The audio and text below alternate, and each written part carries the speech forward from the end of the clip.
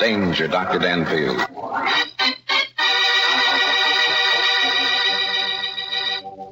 As our story opens, we find Dr. Danfield, authority on crime psychology, and his pretty young secretary, Rusty Fairfax, on a train which is heading toward the fashionable resort town of Cranston in upper New York State.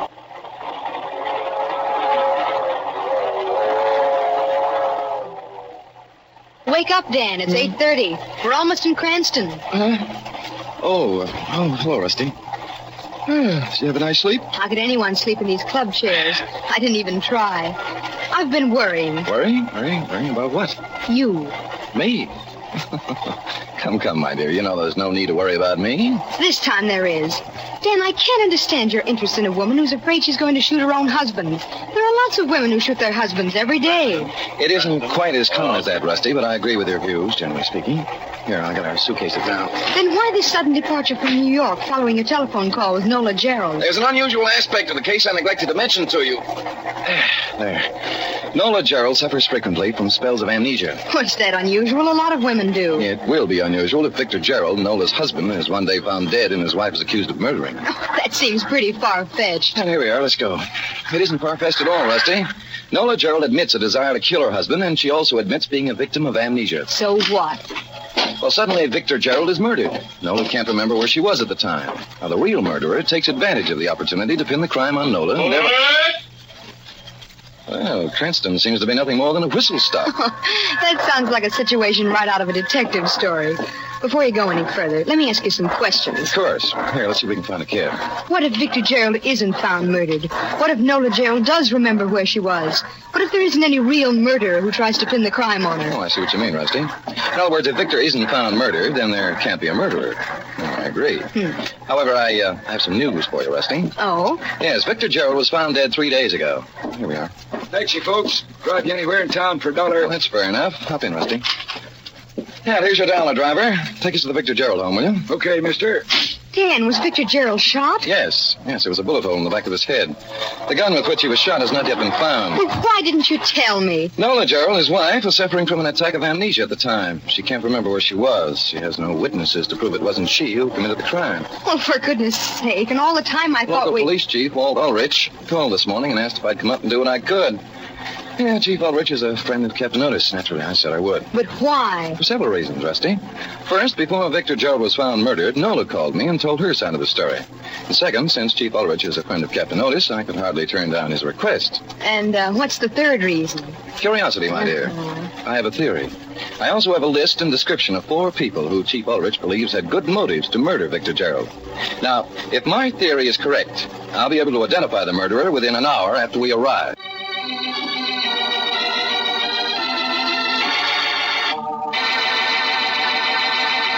In a moment, we'll return for the second act of Danger, Dr. Danfield. Now back to Michael Dunn for the second act of Danger, Dr. Danfield.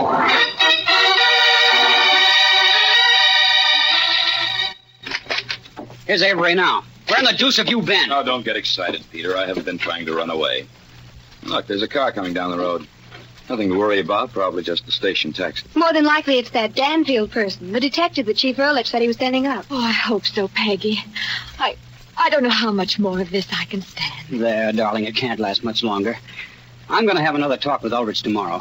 It's cruel to expose you to this ordeal. I don't see that it's any more cruel for Nola than it is for Avery and me.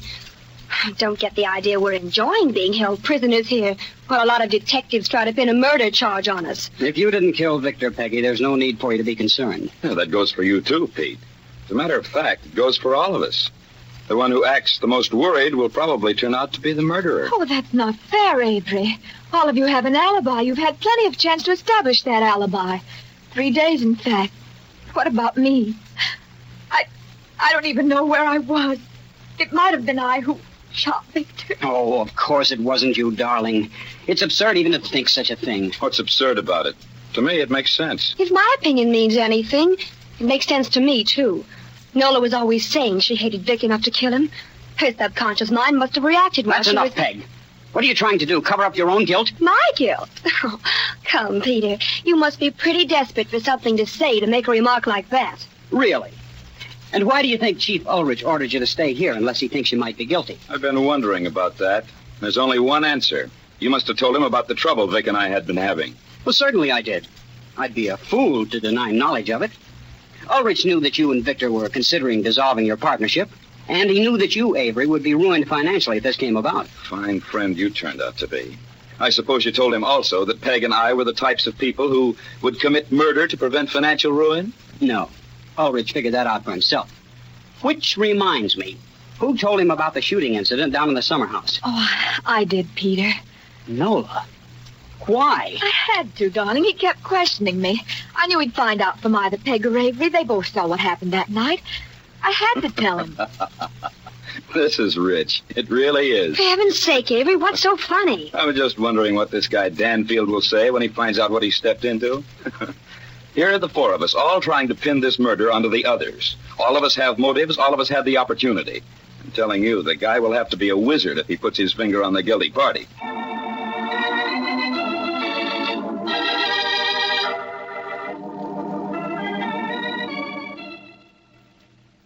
Well, Maxwell, as soon as Miss Fairfax completes our notes... Oh, here she is now. Come in, Miss Fairfax. This is Mr. and Mrs. Avery Maxwell. How do you do? Miss Fairfax. Have you completed your notes, Miss Fairfax? Yes, I've written everything down. Fine. Now then, there are our other two suspects. Look here, Danfield. Must you refer to us as suspects? After all, it's rather cold-blooded. Murder is even more cold-blooded, Wade. Are you feeling better, Mrs. Jerrolds? Oh, yes. Yes, I'm quite all right now, thank you. Good. Oh, by the way, I want you to meet my secretary, Mr. Wade and Mrs. Jerrolds, Miss Fairfax. How do you do? Now then, let's proceed. Mrs. Jerrolds, frankly, you're the one in whom I'm most interested. Now, as I understand it, you'd threatened to kill your husband on several occasions. Oh, no. No, you mustn't believe that. I had said that I hated him enough to kill him, but I didn't threaten. And why do you admit making such a statement? An ordinary person would realize that such an admission would immediately arouse suspicion. If the police learned from someone else that she'd made such statements, it would be a lot worse, wouldn't it? I think Nola did exactly right. Oh, do you, Wade? You're in love with Mrs. Jerrolds, aren't you? Yes. Nola and I love each other. There's no point in pretending we don't. Well, that's sensible. Mrs. Jerrolds, how long did your spell of amnesia last? 3 days. And during that time, you had no idea where you were? None at all. I see. But since then, you've been told that you spent all of your time in bed. Why, yes. Bessie, our housekeeper, realized what was happening and called Dr. Talmage from the village. He assigned a nurse to take care of me. Mm-hmm. Was the nurse with you all of the time? Well, no. No, she slept in a room across the hall. And you think you could have crept out of bed, gone to the summer house, and shot your husband? I could have. It's terrible to think of. Yes, I can understand how you feel. Well, this may lead to some very interesting conclusions. Now, about the shooting incident that took place in the summer house 3 weeks ago. You were, I understand, all present. Yes, we were all there. We all saw what happened. The police know all about it. Nothing about that'll help you. I think there is, Maxwell. Good deal, in fact. Will one of you be kind enough to tell me exactly what took place? Oh, this is getting tiresome. Does anybody mind if I find a good detective story to read? Well, I'm sorry you're not as entertained as you hoped to be, Mrs. Maxwell. Well, which one of you is going to tell us about the shooting? I suppose it's up to me, since I was more involved than anyone. It was I who fired the shot, you know. Yes, we do know. Proceed, will you, please? Well, Nola and I had agreed to meet in the summer house shortly after dark. Nola arrived first. She didn't know that Victor knew of our plans and had gone there ahead of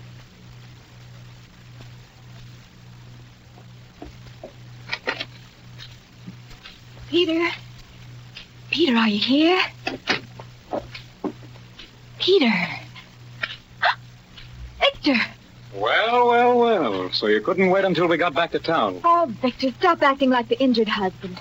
You know very well it doesn't make a speck of difference to you where I meet Peter, or when or how often. That's where you're wrong, my sweet. It makes a whole lot of difference. Oh, don't tell me you're jealous, darling. I couldn't stand it. Jealous of you? Are you serious? Why, if you took a nosedive off the Empire State Building tomorrow, I'd be the happiest man in the world. I'm perfectly aware of how you feel toward me, Victor. Please don't go over it again. I'll do more than keep reminding you of what a cheat you are if you insist on a rendezvous with your boyfriend while he's a guest in my house. Oh, stop pretending it makes any difference. You've told me 100 times you didn't care what I did. I've told you 100 times I didn't care what you did so long as it didn't affect my business and my reputation. Oh. I'm going to Congress next fall, and I'm not going to let you stop me. I don't like your attitude, Victor. That's tough. Why, you haven't even the decency to respect the agreement we made. You haven't Victor? even... You're just no good, Nola. You're rotten all the way through. Oh, I hate you, Victor. I hate you so much I could kill you. Good.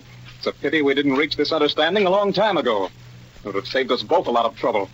But since now my career in politics... Oh, your career in politics. That's all I've heard ever since I married you. Your career in politics. Oh, what a fool I was not to have realized that that's all you cared about, dreamed about, lived for. Everything you ever did was to gain a selfish end. You married me because you thought my social position would give you prestige. All right, that's enough. Quit trying to sell yourself the idea you're anything but a... What? Well, nice going, baby. That caught me right across the mouth, you lousy little cheat. Stop it. Stop calling me that. Oh, I hate you. I hate you. Hey, you little wildcat. I'll kill you, Victor Jerrold. I'll kill you. All right, Jerrold. Leave her alone. Victor, I'll kill you. Shut up. Why, you dirty rat hitting a woman. I'll kill Come you. on, Wade, if you want some of the same. Do you think you can lick this? Well, you always carry a gun, Wade, in case someone should call you a rat? That does it, Jerrold. I've wanted to do this for a long time. Get ready to Hey, die, you guys, what's going on here? Pete, put down that gun. Place down that gun, you fool. Leave me alone, Avery. I'm going to kill him.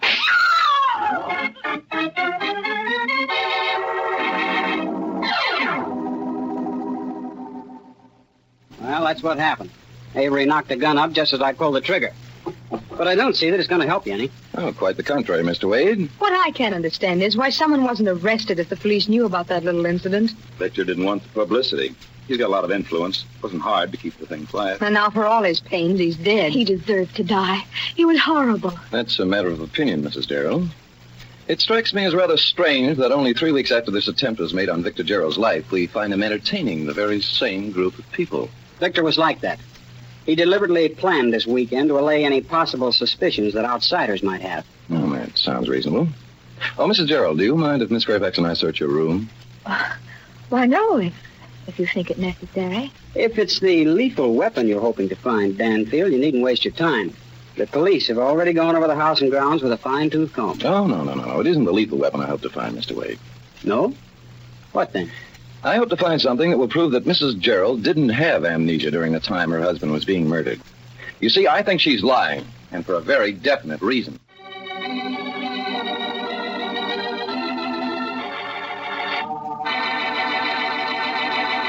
In a moment, we return to Danger Dr. Danfield. Now back to Michael Dunn for the third act of Danger Dr. Danfield. Yeah, let's go in, Rusty. This is Mrs. Jerrold's room. Dan, you were guessing when you said you thought Mrs. Jerrold was only pretending to have amnesia, weren't you? I never guess. You know that, Rusty. Well, it's rather an attractive room, isn't it? But how could you possibly know she was pretending? Mrs. Jerrold was too anxious to have us believe that she was a victim of amnesia. It seemed to me rather convenient that the attack should come on at the exact time her husband was being murdered. But if Dr. Talmadge Dr. said... Talmadge didn't say, Rusty. It was Peter Wade who said. The housekeeper summoned the doctor and stated that Mrs. Jerrold was having a recurrence of amnesia. But Dr. Talmadge would know, wouldn't he? Probably, if he made a thorough examination. You don't think he did? I think this. Mrs. Jerrold had possibly had an attack of amnesia at some time or another. She probably recovered with no ill effects. Now, when someone reports that she's again the victim of the same disease, why should the doctor become suspicious? No, perhaps you're right. I think I am. How does a doctor or anyone else determine whether or not a person is suffering from amnesia anyway? Let's look out here on the balcony. Well, there must be some way of telling. Only by clever questioning, I should think. Wow. What do you see? That lighted building over there would be the summer house, wouldn't you say? Yes, that's a summer house. Dan, you don't think... Possibly, Rusty. Possibly. The place is in direct line with this room, isn't it? Yes, and this room's on the ground floor. Mm-hmm. Was it a rifle or a revolver bullet that killed Victor Jerrold? A revolver. It would take a high-powered rifle and an excellent marksman to hit a target at this distance. No. We're wasting time in that theory, Rusty. Come on, let's go back inside and look around some more. If we could find the revolver, it would help a lot. I doubt that the lethal weapon will ever be found. The police made a thorough search. Anyway, we won't need it. Won't need it? What do you mean by that? I mean, I think we can solve this crime without the revolver. Well, that seems to be Mrs. Jerrold's diary. I hope you're not going to read it. Women consider their diaries private property. That's what makes it strange that Mrs. Jerrold should leave her diary here in plain view. She wants us to read it. But, Dan, why should she? Let's look at the entries she made for October 24th, 5th, and 6th, and possibly we'll find the answer. Let's see here. October 22nd and 3rd. Here we are. October 24th. Oh, just as I thought. The page is blank. How about the following page? Let's see. The next entry is October 27th. Let's see, it says, Dear Diary, for the past 3 days, my mind has been a blank. What a terrible experience not to be able to remember one thing of what happened in your life. Well, then she did have amnesia. No, Rusty, I don't think she did. But she went to great lengths to have everyone believe she did. Why? Don't ask me. Besides, if she had any ulterior motive, why would she keep saying that it might have been she who shot her husband while her mind was a blank? Because, well, by George. Now what? Rusty, that's the answer. Of course it is. Why didn't I think of it before? Think of what before? What's the answer to what? Rusty, you're practically a genius for thinking of it. Come on now, there's something in the summer house that'll probably answer our problem. And I'll bet $1 no one's thought to look for it.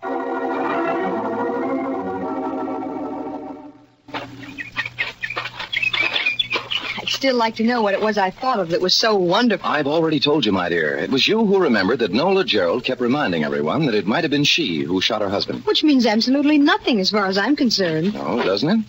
Well, perhaps it will in a few minutes. Here we are. Oh, say, isn't it cute?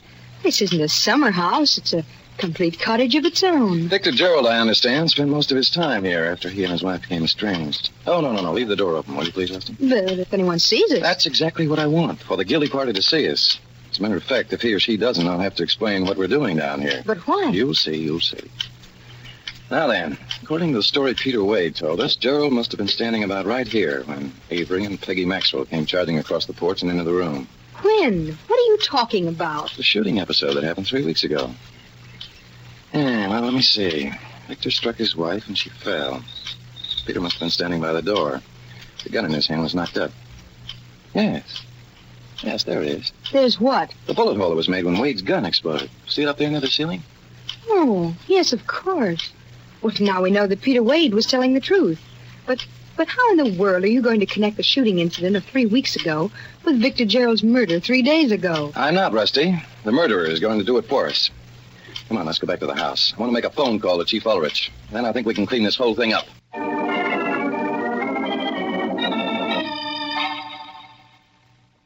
Yes, that's the way I see it, Chief Ulrich. What do you think? Yes, I quite agree. Under the circumstances, it'll be our only chance. The carpenter? No. I doubt that'll be necessary. Oh, I can handle it all right myself. What? Well, yes, if you'd have an officer nearby, I'd appreciate it very much. Well, thank you, Chief. Goodbye. Oh, hello, Mr. Wade. Come in. Is that you talking on the telephone? Well, yes, why? I hope what you had to say wasn't of a private nature. Oh? I just saw Avery listening in on your conversation on the extension phone in the kitchen. Oh, really? Well, it won't matter a great deal. What I had to say to Chief Ulrich wasn't particularly important. Ulrich? Hasn't he given up on this case yet? Well, naturally not. As a matter of fact, he and another officer will be out here in about an hour. An hour?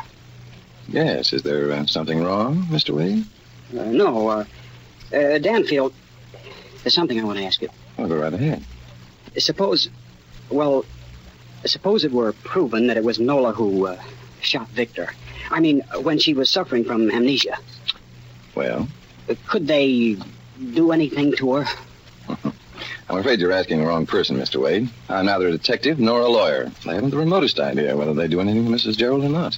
Oh, it's driving me crazy. I'm in love with the girl, Danfield. Certainly she couldn't be blamed for doing something that she knew nothing about. Oh, do you believe there's a chance that Mrs. Jerrold will be proven guilty? I don't know. I wish I did. You see, she'd made threats, and the idea might have been in her subconscious mind. Oh, I don't know what to do. Well, I propose that you do absolutely nothing until Chief Ulrich arrives. Oh, by the way, have you a jackknife that I could borrow? A jackknife? Yes, a small one.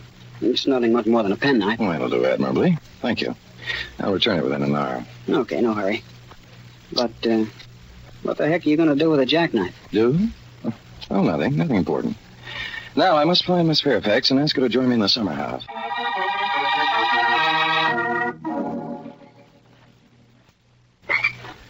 Well, I think we have the stage pretty well set, don't you, Rusty? I only hope it works. Oh, it'll work, I'm sure of it. Dan, look. The lights just went out in the summer house. Oh, so they did. Well, that means our little scheme is working, doesn't it? Working too well. I hope you're not going in there without a light. Well, why not? Darkness will prove an able ally for what I have in mind. What you have in mind? Do you mean that you're going to do something you haven't told me about? You just wait, you'll see. Here we are. It's certainly dark enough in here. Just to make sure, I'll try the light switch.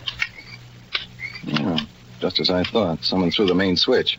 Oh, close the door, Rusty, will you, while I light a match? Okay. Yeah. Nothing seems to be disturbed. Why should it be? Let's see now. Yeah, it's probably the best spot will be over here near the back door. A spot for what? What's going to happen? Oh, didn't I tell you, Rusty? Here, wait till I light another match, will you? There. Well, the murderer is going to appear here in a very few minutes, and we're going to capture him. We're what?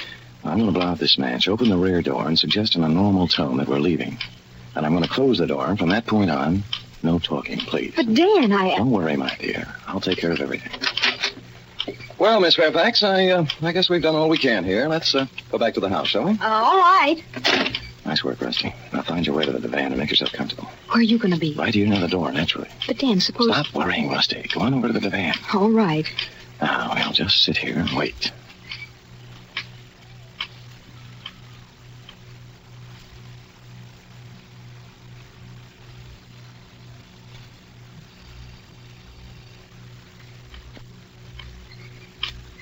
Dan, Yes? how much longer do we have to wait? Not long, I'm sure. Shh, be quiet. Dan, there's someone at the front door. Well, this rather complicates things. I better... Oh?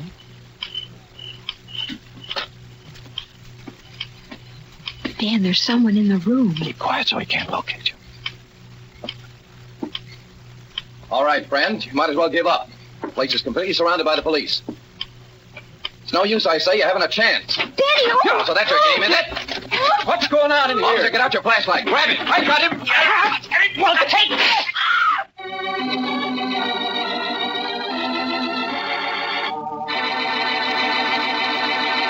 In a moment, we'll return for the conclusion of our story. Now for the conclusion of Danger, Dr. Danfield.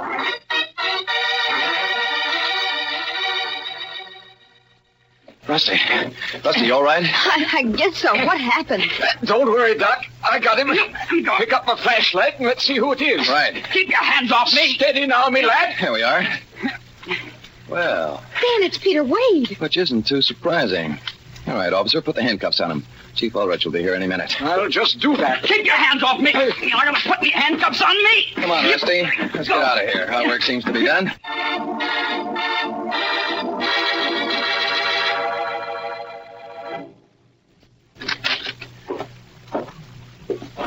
Well, come on in, Rusty. It's good to get back to the peace and quiet of the study, eh? Yeah, I'll say it is. Here, I'll touch a match to the kindling. Oh, there's some Shadow Martin in the cupboard. How about it? That's a good idea. I'll get it. There we are. Now then, a glass of wine, and we'll go over our notes. Right. There's still a lot of things I'm in the dark about. Such as wondering how I knew the murderer would reveal his identity by coming out to Summer House? That's the big question. So here's the answer. Nola, Jerrold, and Peter Wade had planned the murder of Nola's husband very carefully. For example, Peter deliberately planned the shooting episode 3 weeks ago because he reasoned that, no one would think he'd been fool enough to murder the man he'd previously attacked. He figured that we'd all reason that his motive was too obvious. Right. Now then, both Nola and Peter made continued subtle attempts to cast suspicion on Nola. Why? They hoped that everything else failing, the police would reason that it must have been she who murdered her husband while she was suffering from amnesia. And if she did, without realizing it, she couldn't be blamed. Well, that's what they hoped, and they were probably right. But how did you know the murderer would come to the summer house? Because I let everyone know what I planned to do. I told Chief Ulrich that I intended to remove the bullet from the hole it made in the wall during the shooting episode of 3 weeks ago. But how would that prove anything? Well, by comparing that bullet, which Wade admitted he fired, with a bullet which was removed from Victor Jerrold, it could easily be established that the two bullets came from the same gun. Oh, well, Dan, that's right, isn't it? Of course. Now, if Wade had wanted to risk it, he still could have sat back and made us prove that he fired the second shot, but he didn't know how much else we knew. And if he could gain possession of the bullet buried in the wall, he'd be completely safe. See? Oh, some more wine, Rusty? Oh, yes, thanks.